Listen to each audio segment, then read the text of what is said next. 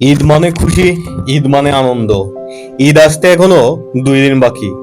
কর্মব্যস্ত মানুষ যখন নারীর টানে ঘরে ফিরছে, তখন তাদের দুর্ভোগ কতটা হচ্ছে সেই চিত্র তুলে ধরতে আমি এই মুহূর্তে গাবতলী এসে উপস্থিত হয়েছি।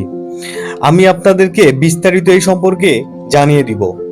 আপনারা যেমনটা জানেন, কাল থেকে ছুটি শুরু হয়েছে। অনেকেই হয়তো ঢাকা কালকে ছেড়েছে।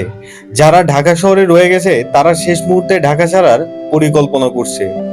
সবেমাত্র আকাশ পরিষ্কার হয়েছে, গাড়িগুলোর সংখ্যা কমে বেড়ে চলেছে, মানুষের সংখ্যা তার থেকেও বেশি আছে। আর এই সুযোগকে কাজে লাগিয়ে মানুষের চাপে গাড়িওয়ালারা সুযোগের সদ্ব্যবহার করছে। সুযোগের সদ্ব্যবহার করতে গিয়ে তারা মানুষের কাছ থেকে দ্বিগুণ ভাড়া আদায় করে নিচ্ছে। মানুষের মানবতা এখন স্বার্থের নিচে চাপা পড়ে গেছে। বাংলাদেশে থাকতে হলে এভাবে আপনাকে মানিয়ে নিয়ে চলতে হবে।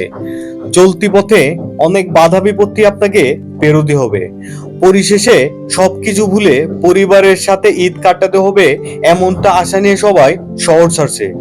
শহর ছাড়ার আগে চোখের কোনায় এক বিন্দু জল, যাত্রীদের দীর্ঘ নিঃশ্বাস ঠিকই হচ্ছে। শহরে চলাচল করা বাসগুলো শেষ মুহূর্তে বেশি লাভের আশায় গাবতলী থেকে পাটুরির উদ্দেশ্যে ছেড়ে যাচ্ছে। দ্বিগুণেরও বেশি ভাড়া গুনতে হচ্ছে ঘরে ফেরা মানুষগুলোকে। এই সমস্যার সমাধান হবে কবে? কর্মজীবী মানুষের মাথার ঘাম পায়ে ফেলে অর্জিত অর্থ পরিবহন মালিকেরা চোখ বেঁধে দুর্বলতাকে কাজে লাগিয়ে নিয়ে নিচ্ছে। অসহায় যাত্রীদের পাশে দাঁড়ানোর যেন কেউই নেই। বাড়তি ভাড়া দেওয়ার মতো সামর্থ্য যাদের নেই, ঘন্টার পর ঘন্টা তাদেরকে বাস টার্মিনালে থেকে যেতে হচ্ছে। এমন দুঃখ আর দুর্দশার চিত্র দেখে আমার কিন্তু খারাপই লাগছে।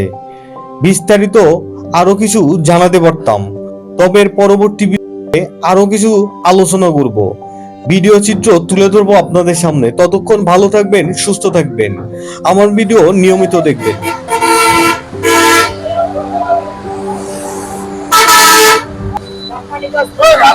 আরো 200 আরো 200 আরো 200